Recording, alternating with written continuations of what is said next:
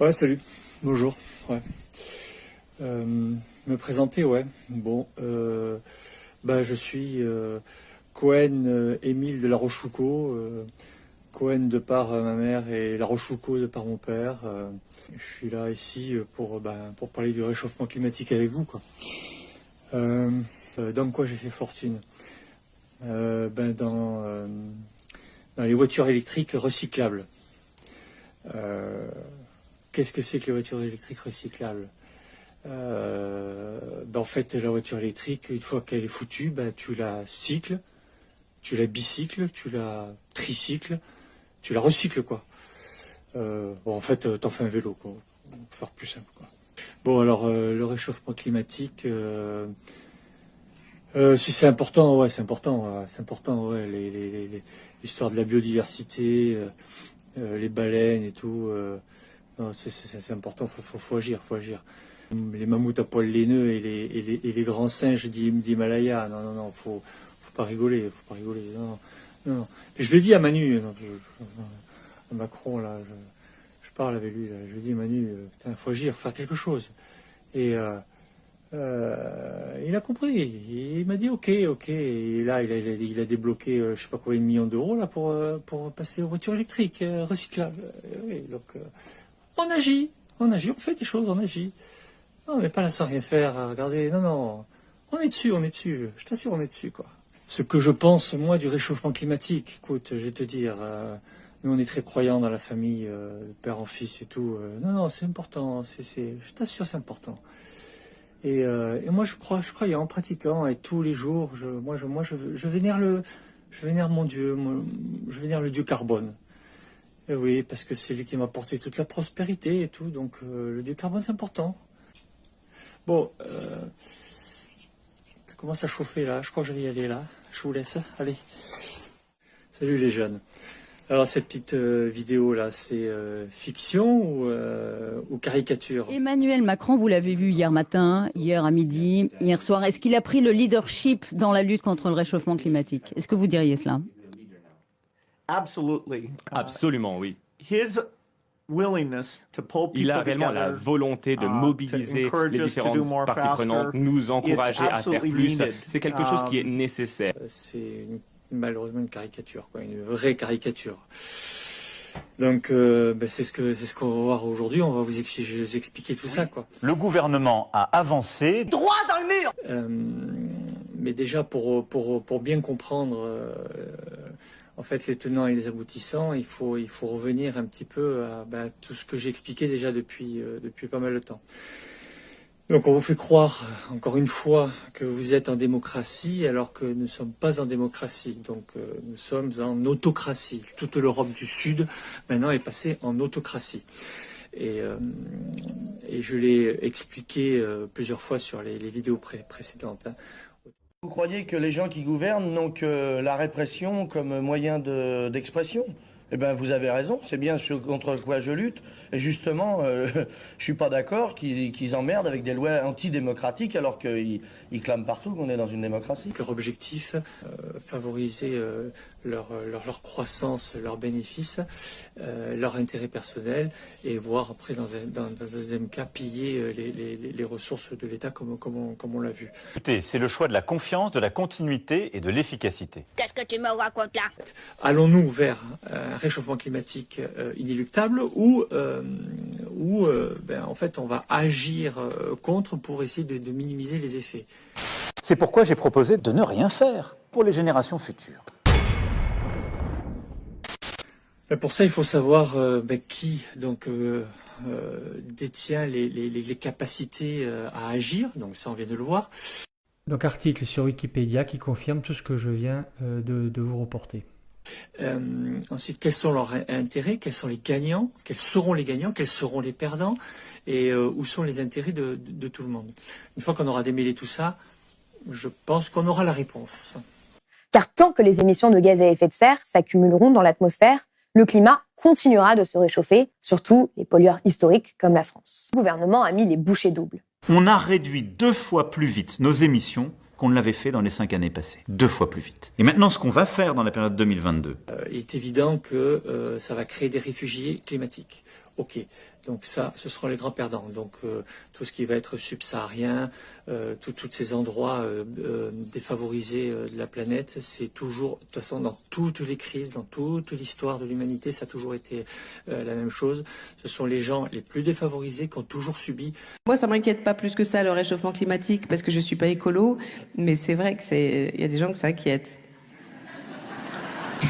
Je suis pas écolo, moi. Je suis pas écolo du tout. Je n'ai pas d'enfant, moi. Donc, pour moi, la vie s'arrête à la mienne. Donc, et même si ça va un peu plus vite que prévu, j'aime. Faut pas se leurrer. Les Esquimaux, il va falloir qu'ils investissent dans la crème à bronzer, quoi. Bon, est-ce que c'est un bien pour eux? Je suis pas sûr. Ensuite, c'est clair que les pingouins, il va falloir qu'ils apprennent à faire du ski de fond. Ok. Bon, après, est-ce un réel problème pour qui? Bon, les Esquimaux, c'est combien? C'est 0,01% de la planète. Franchement, je suis pas sûr que ça intéresse grand monde. Alors encore une fois, on va raisonner sur les pays de l'OCDE, puisque c'est eux qui ont le pouvoir sur la planète. Combien de personnes dans le pays de l'OCDE ça touchera? Elle est là la question. En France, c'est quoi le problème? Vous allez voir, il va faire un peu plus chaud, vous allez partir en vacances un peu avant, Beaujolais sera avancé de 2 mois. Ça gêne qui, ça?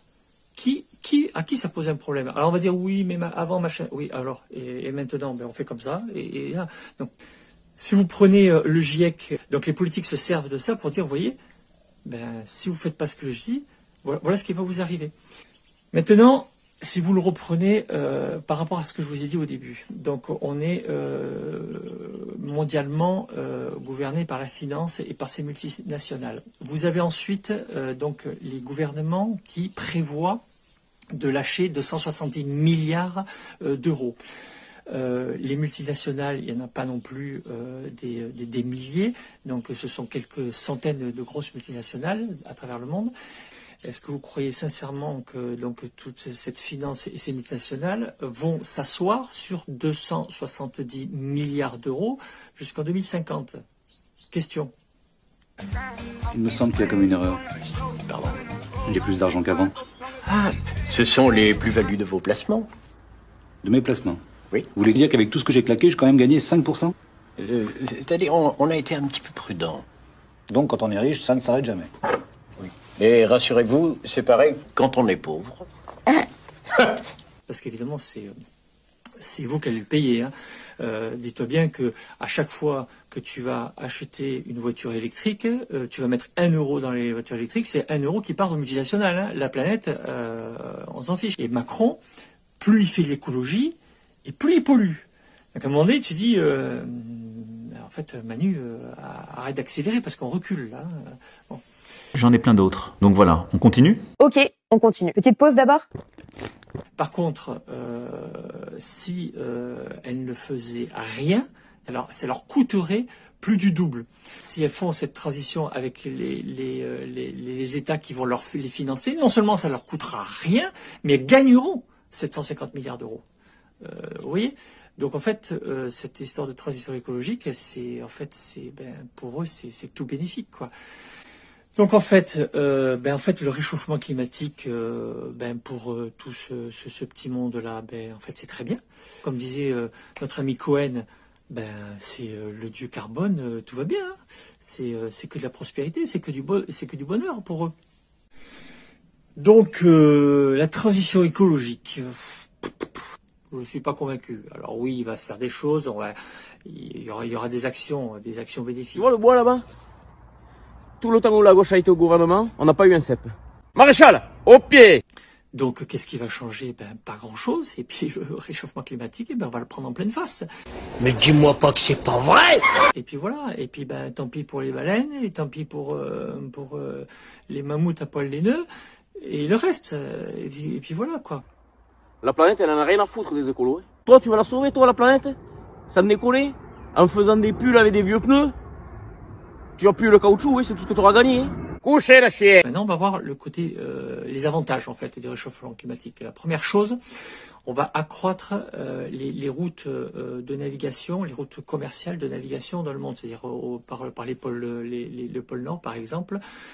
Ensuite, avec la fonte de la banquise et autres, on aura beaucoup plus de facilité à accéder aux ressources du pôle Nord. Alors l'augmentation du CO2 aussi dans l'atmosphère, le réchauffement climatique et autres, en fait, c'est globalement sur la planète, ça va favoriser l'agriculture. Donc on va avoir de meilleures récoltes et on va produire plus. Ensuite, au niveau des concitoyens, globalement, c'est pareil. Qui dit réchauffement climatique, il y aura plus de grandes saisons froides, et qu'en fait on va diminuer la facture de chauffage. Ensuite, vous avez autre chose, c'est amélioration globalement sanitaire pour les populations. Vu qu'il y aura moins de froid, donc toutes les pathologies style grippe saisonnières que l'on voit chaque année au niveau des populations vont quand même considérablement diminuer. Voilà. Bon, ok. Qu'est-ce que ça va changer? Vous allez pouvoir comme ça partir en vacances au Groenland, là, puis c'est tout. Parce que les mecs, ils vont te dire la nature, elle est intelligente. Regarde la gueule qu'il a, lui. Tu trouves qu'il a l'air intelligent? Lui, il fait des maths, lui. Lui, il a pas inventé le bidon de 2 litres, je te dis. Par contre, il trouve des canards. Chacun son rôle.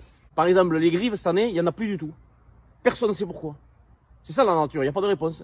Alors que l'année dernière, à la même date, on en a des grives, on en a fait 2,5 tonnes.